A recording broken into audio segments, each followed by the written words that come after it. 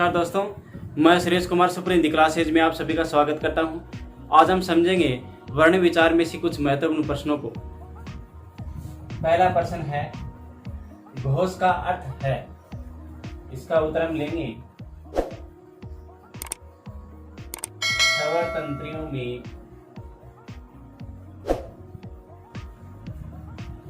ध्वनि का कंपन। स्वर तंत्रियों में ध्वनि का कंपन, ये पहले प्रश्न का उत्तर होगा। ठीक है।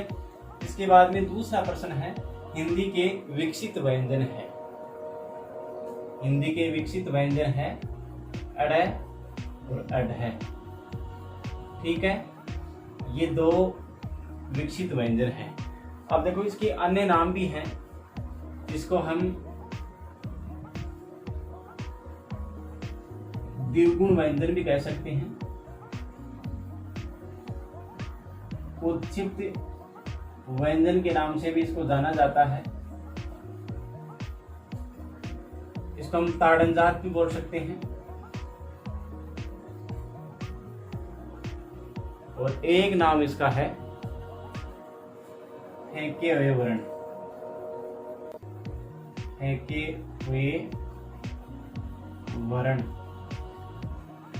अब देखो, इसके कितने नाम होंगे? एक तो विकसित व्यंजन, एक द्विगुण व्यंजन, उत्क्षिप्त, ताड़नजात और फेंके हुए वर्ण। यानी इनको 5 नामों से पुकारा जाता है। ठीक है। इसके बाद में तीसरा प्रश्न है, अर्धस्वर कौन से होते हैं? अर्धस्वर होते हैं ये और रे। यानी इनका उच्चारण स्वर और व्यंजन के बीच से होता है। ये न तो स्वर होते हैं और न व्यंजन होते हैं। अगला प्रश्न है चौथा, जिन स्वरों के उच्चारण में मुख्य द्वार पूरा खुलता है उन्हें कहते हैं विवरित स्वर। विवरित स्वर आ, यानी ये दीर्घ स्वर है। उच्चारण करेंगे तो हमारा मुंह पूरा खुलेगा। ठीक है। इसके बाद में 5वां प्रश्न है, भाषा की सबसे छोटी इकाई ध्वनि है। यानी ये मौखिक रूप है। इस ध्वनि के लिखित रूप को हम कहते हैं वर्ण। यानी ये मौखिक रूप हो गया ध्वनि और ये लिखित रूप हो गया। ठीक है। इसके बाद में 6वां प्रश्न है, संयुक्त व्यंजनों की संख्या होती है। संयुक्त व्यंजनों की संख्या 4 होती है। ठीक है। ये कौन कौन से होते हैं? देखो, क्ष, त्रे, गे, स्र, यानी ये 4 वर्ण हैं। ठीक है। अब देखो, इसको भी हम अलग अलग समझते हैं। तो हम सबसे पहले इस रूप को समझते हैं। पहले रूप को, ये किनके सहयोग से बनता है? ये बनेगा कै हलंत जोड़ मूर्धन्य सकार बरोबर क्ष। ठीक है, ये रूप भी सही है। एक रूप हम और लेंगे, कै हलंत जोड़ मूर्धन्य सकार हलंत बराबर अक्षय। इसके भी हलंत लगा देंगे, यानी ये दोनों रूप सही है। इसी प्रकार से ये रूप भी बनेंगे। ठीक है। अब हम इसको समझते हैं तरे को, यानी तय हलंत प्लस रे बराबर तरे। ठीक है। इसी प्रकार से ये रूप होगा जय हलंत प्लस आये बराबर गे। ठीक है। और ये रूप होगा स हलंत प्लस रे बराबर सरय। ठीक है। इस प्रकार से ये चारों रूप बनेंगे। 7वां प्रश्न है, विदेशों से आगत ग्रहित ध्वनियां हैं। यानी ये 6 ध्वनियां हैं। तो आइए इसको हम समझते हैं। पहली ध्वनि है ए, इसके बाद में कै, है, ग, जय, है। यानी ये 6 ध्वनियां हैं। इनको बोलते हैं अरबी फारसी वर्ण। ठीक है। लेकिन एनसीईआरटी ने 3 अरबी फारसी वर्णों को ही माना है। तो कौन कौन से हैं? जय, है और एक हो जाएगा है। ठीक है, ये 3 अरबी फारसी वर्ण हैं, इनको ही एनसीईआरटी ने माना है। अगला प्रश्न है दंत्य वर्ण कौन से हैं? दंत्य वर्ण होंगे त, थ, द, ध, न, यानी इनको दंत्य वर्ण कहते हैं। इनका उच्चारण दांत से होता है, इसलिए इनको दंत्य वर्ण कहते हैं। यानी 9 का प्रश्न है अनुस्वार और विसर्ग के अन्य नाम है। तो अनुस्वार का नाम होगा शीर्ष बिंदु, विसर्ग का अन्य नाम होगा पार्श्व बिंदु। ठीक है, अगला प्रश्न है हरिश्व स्वर को किन नामों से जाना जाता है? तो इसको कहेंगे लघु स्वर, छोटा स्वर, इसको मूल स्वर भी कहते हैं, मूल स्वर। यानी इनका उच्चारण करते समय एक मात्रा का समय लगता है, इसलिए इसको एक मात्रिक स्वर भी कहते हैं, एक मात्रिक स्वर। ये किसके नाम है?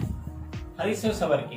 ठीक है, लघु स्वर, छोटा स्वर, मूल स्वर, एक मात्रिक स्वर। ठीक है, अगला प्रश्न है दीर्घ स्वर के अन्य नाम है। यानी यहाँ पूछा गया हरिश्व स्वर और यहाँ पूछा गया दीर्घ स्वर। ठीक है, तो एक बार इसको मिटा देता हूं। दीर्घ स्वर के अन्य नाम, इनको बड़ा स्वर कहते हैं, गुरु स्वर भी कहते हैं, संधि स्वर के नाम से भी जाना जाता है, संधि स्वर। इसको द्विमात्रिक स्वर भी कहते हैं। इनका उच्चारण करते समय 2 मात्रा का समय लगता है, इसलिए इसको द्विमात्रिक स्वर भी कहते हैं। यह हैं दीर्घ स्वर के अन्य नाम। ठीक है, अगला प्रश्न है अमानक वर्ण है। यानी अमानक वर्ण होगा ये, पुरानी हिंदी में ये वर्ण लिखते थे जो कि गलत है। अब इसकी जगह हम लिखते हैं ये रूप, यानी ये रूप सही होगा। ठीक है, इसके बाद में अगला प्रश्न है स्वर व व्यंजनों की संख्या है। तो स्वर होंगे 11 और व्यंजनों की संख्या होगी 33। ठीक है, इन दोनों को जोड़ करके यानी साधारण वर्ण, साधारण वर्णों की संख्या होगी 44। ठीक है ना, मूल वर्ण के नाम से भी जाना जाता है, इनकी संख्या होगी 44। इसके बाद में अगला प्रश्न है क्ष वर्ण किसके योग से बना है? तो देखो क जोड़ मूर्धन्य स्वर बराबर क्ष, ये इसके योग से बनेगा। इसके बाद में अगला प्रश्न है पर्यटन के आधार पर लय किस प्रकार की ध्वनि है? ये होगी पार्श्विक ध्वनि। ठीक है ना, पार्श्विक ध्वनि। ये पूछ लिया जाए कि र किस प्रकार की ध्वनि है, तो इसको लुंठित ध्वनि कहते हैं। अगला प्रश्न है ये र ल व किस वर्ग के व्यंजन है? ये होंगे अंतस्थ व्यंजन, अंतस्थ व्यंजन। ठीक है, इसके बाद में अगला प्रश्न है अनुनासिक का संबंध होता है यानी चंद्र बिंदु, इनका उच्चारण नाक और मुंह से उच्चारण होता है। ठीक है, अनुनासिक का संबंध नाक और मुंह से संबंध होता है क्योंकि इसका उच्चारण नासिका व मुंह से उच्चारण होता है। ठीक है, इसको चंद्र बिंदु भी कहते हैं। इसके बाद में अगला प्रश्न है अंग, अये, अण, अड़ और अढ़ से कोई शब्द शुरू होता है या नहीं? तो इसका उत्तर आएगा नहीं। ठीक है, यानी इन वर्णों से कोई शब्द शुरुआत नहीं होता। जैसे एक उदाहरण लेते हैं पढ़ाई, तो देखो ये बीच में वर्ण आया है। ठीक है, ये प्रथम वर्ण नहीं आएगा। ठीक है ना, इनमें से प्रथम वर्ण नहीं आएगा। इसी प्रकार से देखो ये लेते हैं लड़ाई, तो देखो ये भी बीच में वर्ण आया है और पहला वर्ण ल है, ठीक है। तो ये शुरुआत में वर्ण नहीं आएंगे। इसके बाद में अगला प्रश्न है अघोष व सघोष, यानी इसको घोष भी कहते हैं, में वर्ण आते हैं। तो अघोष में पहला और दूसरा वर्ण, सघोष में तीसरा, चौथा और पांचवा वर्ण आता है। इसके बाद में अगला प्रश्न है हिंदी वर्णमाला में अयोगवा वर्ण कौन से होते हैं?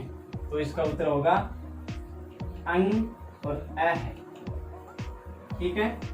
अगला प्रश्न है वर्णमाला कहते हैं, इसका उत्तर होगा वर्णों के व्यवस्थित समूह को।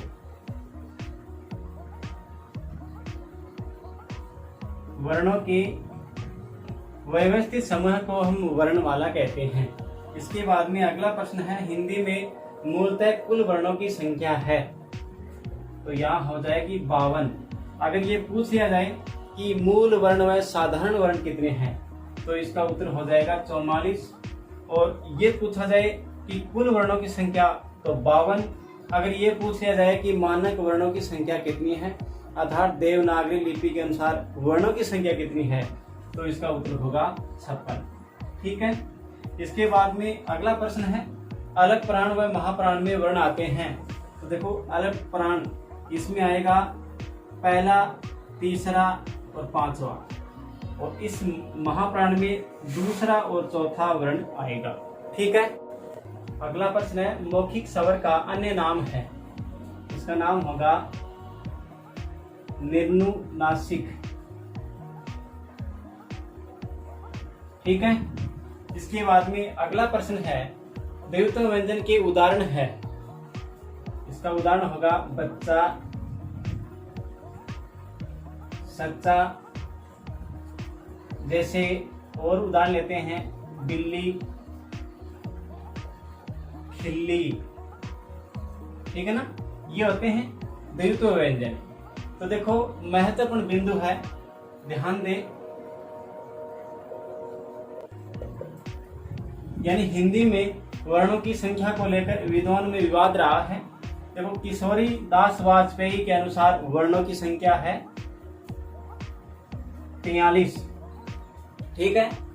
कामता प्रसाद गुरु वर्णों की संख्या मानते हैं 46, और उदय नारायण तिवारी वर्णों की संख्या मानते हैं 51, और धीरेन्द्र वर्मा वर्णों की संख्या मानते हैं 53, ठीक है ना।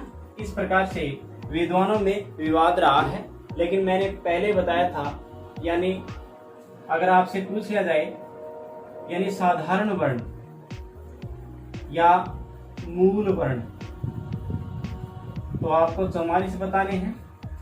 अगर ये पूछा जाए कि कुल वर्ण कितने हैं, कुल वर्ण, तो आपको बताने हैं 52, और देवनागरी लिपि के अनुसार कहा जाए तो आपको बताने 56, ठीक है। तो प्रिय विद्यार्थियों, आज की क्लास यहीं समाप्त होगी। इन प्रश्नों को आप बार बार रिपीट करें, अर्थात ध्यान से समझें, ताकि आपके समझ में आ सके। जय हिंद, जय भारत।